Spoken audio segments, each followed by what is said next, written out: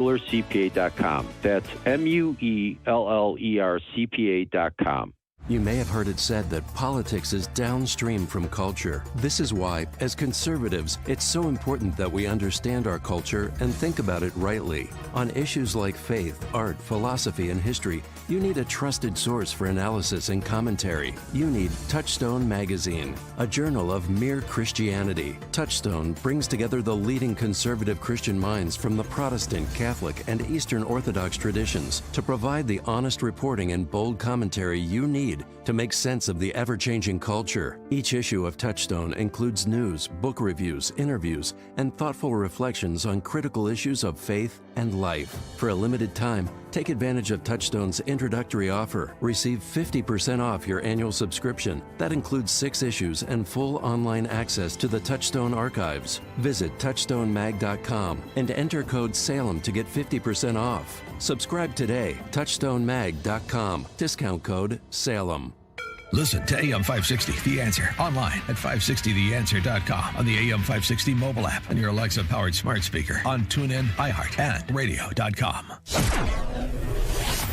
7:36 in our Team Hochberg Traffic Center. Here is Jim Talamonte. On Chicago's south side, 50th and Michigan Avenue, the intersection is open again. A situation involving a barricade with police there along with a SWAT team. That situation has been resolved. I-65 southbound traffic is stop and go. 49th Avenue to 53rd Avenue, there's crash in the left lane.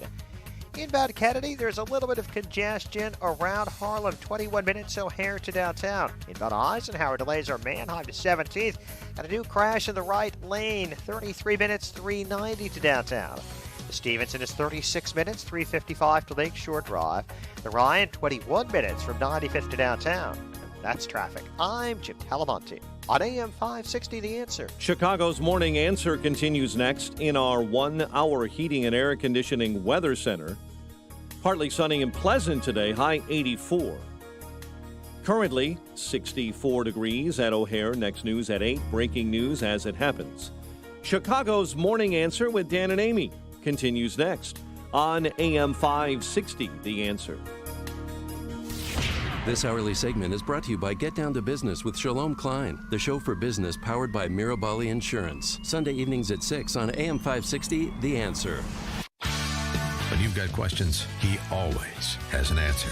It's Sean Hannity, this afternoon at 2 on AM 560, The Answer.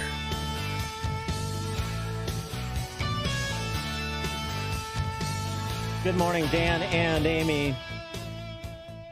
I mean, the hope that we would learn something from the experience of the lockdowns in March and April and for many states well into May and June. And yet the media is doing the same thing it did in the first quarter of this year when we knew far less about the virus. Don't you find that remarkable?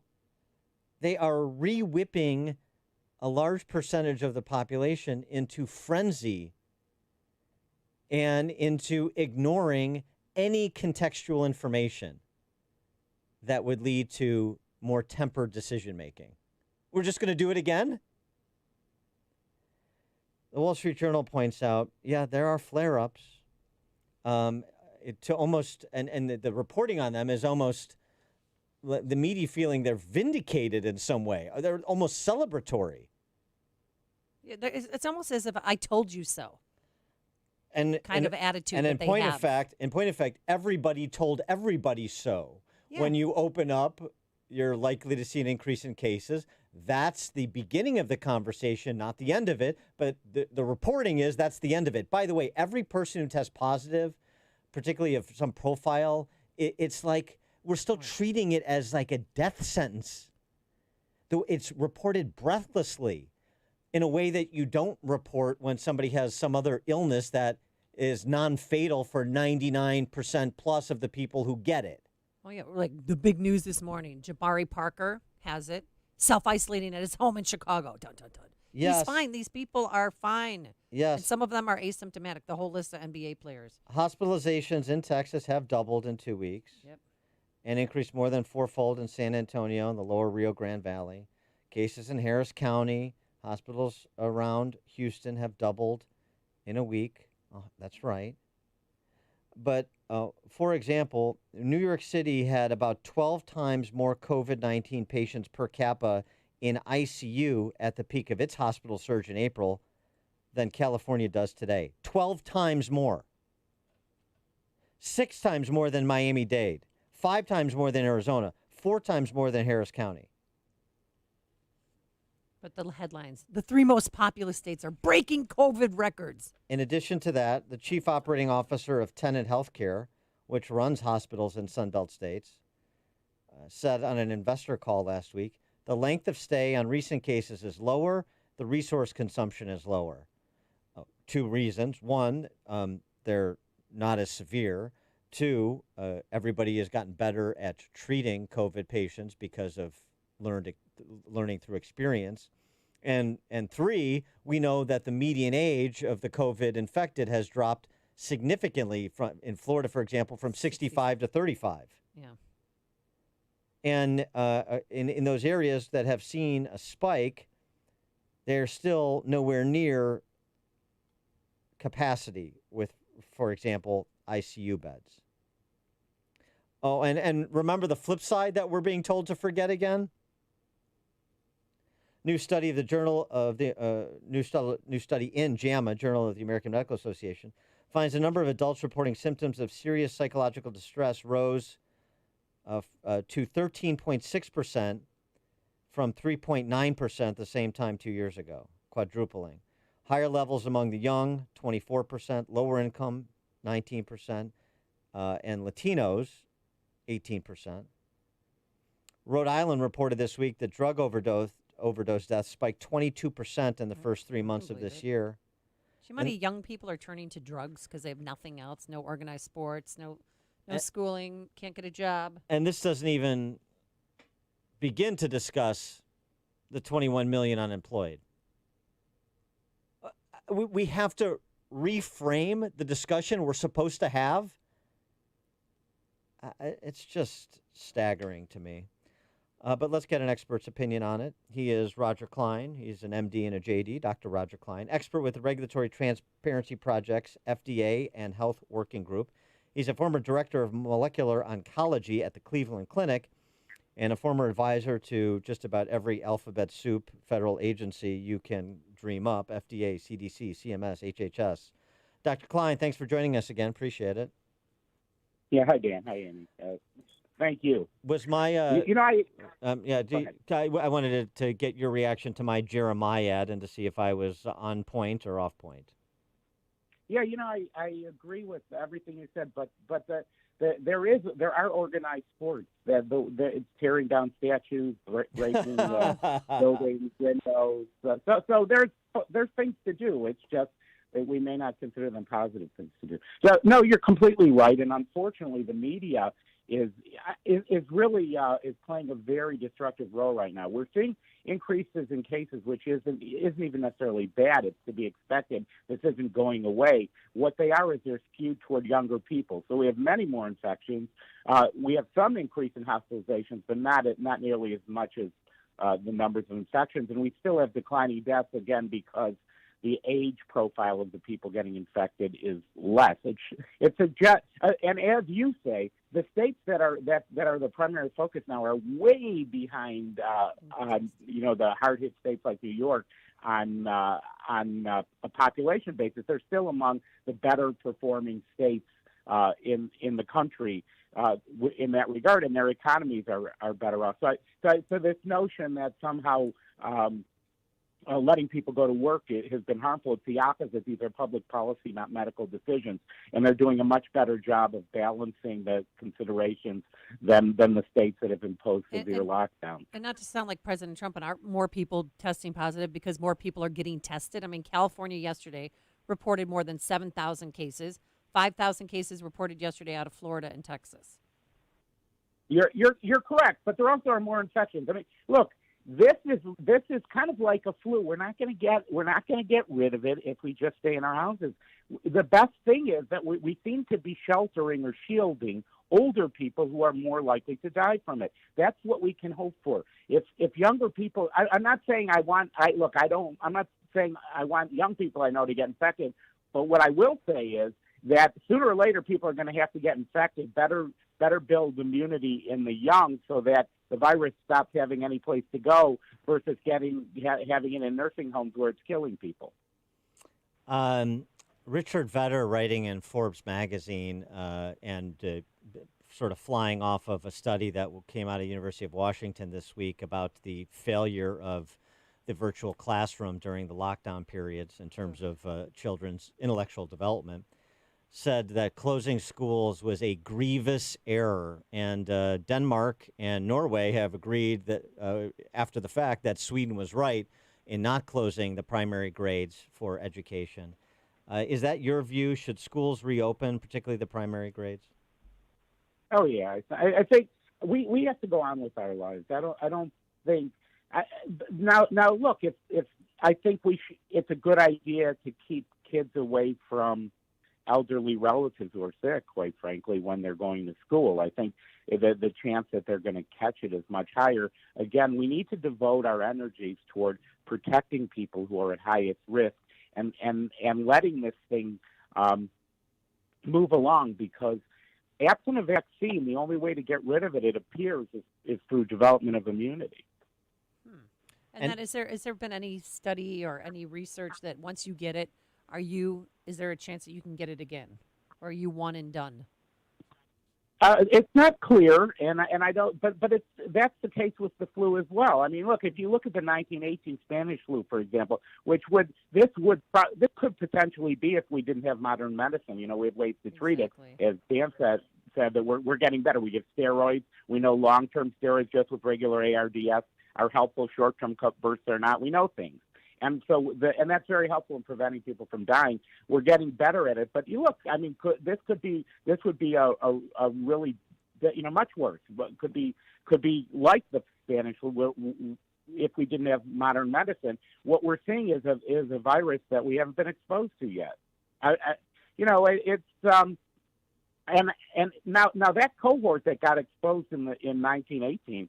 It's interesting because when we had the H1N1 epidemic, it turned out not to be nearly as deadly as feared, because the Spanish flu in 1918 was an H1N1 virus, and the older cohort who was most vulnerable was immune to it. I mean, they had antibodies. Look, they're not, even if immunity is not 100%, they had some level of immunity that was protective, and it didn't hit that group hard.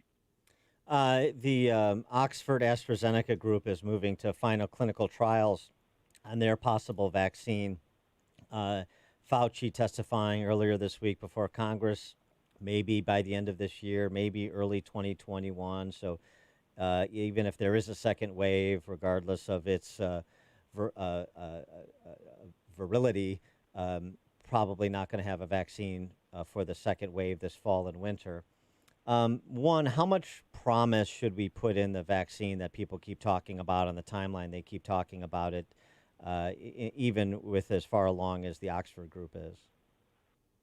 Yeah, so I'm not a big fan of the metaphor of wave, because I don't see it as wave. I think it's here, it's persistent, it's going to be with us, and it's turning into probably part of our usual repertoire of seasonal infections. So, we probably will see more infections in the fall. On the other hand, what we're going to see, hopefully, are decreased flu infections, because the separation mechanisms, which is really the only thing that we really have data on that prevents catching it, is distancing yourself from other people, separating yourself. And the literature that we have says, I think, about 2 feet or more, 3 feet, but we're doing 6, which is better. But anyway, that's what I think is going to happen. Now, the vaccines are very promising, and look, you've got to give the president credit. He's been instrumental in pushing things along, both as a cheerleader, but also in terms of the regulatory approach. Moderna, I think, has an extremely interesting concept using messenger RNA, and that's an interesting model, because it can be replicated. The other two are there's 3 being tested. The other 2 are more conventional approaches, and I think I'm optimistic. And when we have a vaccine, it'll be helpful, and some people will take it and some won't. What about the mask culture? I mean, first we were told you didn't need to wear them. Now we have to here in Illinois. It's a law, believe it or not, or an ordinance, excuse me. But do masks really help? Yeah, so we really don't have strong data to support it. I think a recent meta-analysis, which is a combination of studies, looked at whether masks protect the wearer, and there seems to be a potential for that, but weak evidence to support it, with the N95 mask being the most important. I don't think we have extrapolations from studies in which, if you will call them studies, basically looking at comparative populations, but there's so many variables going on, it's impossible really to isolate it. So I don't think we know. In 1918 in Spanish flu, they mandated masks, and they had you look at it, they had the identical discussions. There was a league formed in, believe it or not, San Francisco, the anti-mask league, and it was really contentious. I think the most important thing is not to get close to people. When I go, I think it's very helpful, like if you have a hairdresser, a barber, a stylist, people who are in prolonged close contact. I think it's useful to do it. The other thing I'm not sure I'm not against them. I just don't know that we have data. I don't know whether they work or not, but I think they may help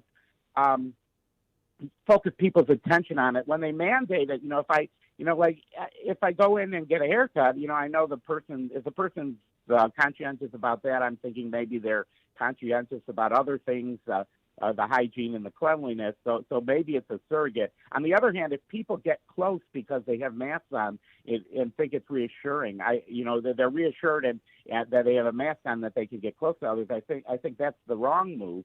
So the best and most important thing is to emphasize separation from other people at a distance, and that we know with high level, or we believe with much higher level evidence, will prevent spread. What about for kids in school? That's part of the mandate in Illinois, for example, reopening, as kids have to wear masks in school. So now you're talking about wearing masks for an extended period of time, a school day, or masks even. It's been proposed in order to restart youth sports.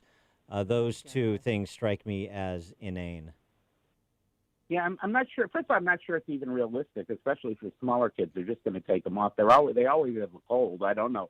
I don't know how you're going to prevent it. You look at little kids; they constantly have colds. It probably doesn't make sense. I don't know what the objective is, and I think people who advocate for that have to explain the objective. My assumption when children go back to school is that once it gets in the population, they tend to get close to one another, especially smaller kids. They're going to get it, and that's what's going to happen. But there's no evidence that that they're especially potent vectors for it. And I mean, maybe they will be. My own feeling is, look, if you have a child, keep him or her away from grandpa.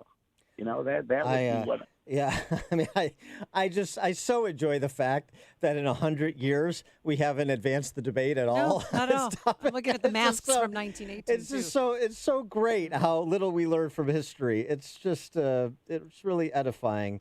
He is Dr. Roger Klein, expert with the Regulatory Transparency Project's FDA and Health Working Group, former director of molecular oncology at the Cleveland Clinic, and former advisor to the FDA, CDC, CMS, and HHS. Dr. Klein, thanks again for joining us. Appreciate it. Yeah, thank you. Take care. Thanks. And he joined us on our turnkey.pro answer line. The big stories of the day, then talk about them right here on Chicago's Morning Answer on AM 560. The Answer. This is Michael Medved at michaelmedved.com for Town Hall. Recent surveys show public opinion closely divided over local and federal decisions to remove Confederate memorials, but no one has polled reaction to violent vandals who topple monuments on their own in spurts of wanton destruction. In Portland, Oregon, thugs tore down statues of both Washington and Jefferson, while San Francisco radicals trashed a bust of General Grant, the commander whose Civil War victories meant the end of slavery. Decent people may disagree over proper disposition of various commemorations, but there's no defense for vicious vigilantes who assault public places and property, generally without consequences for their destruction. Black Lives Matter, along with leaders of the left, from Biden to Bernie, ought to speak out clearly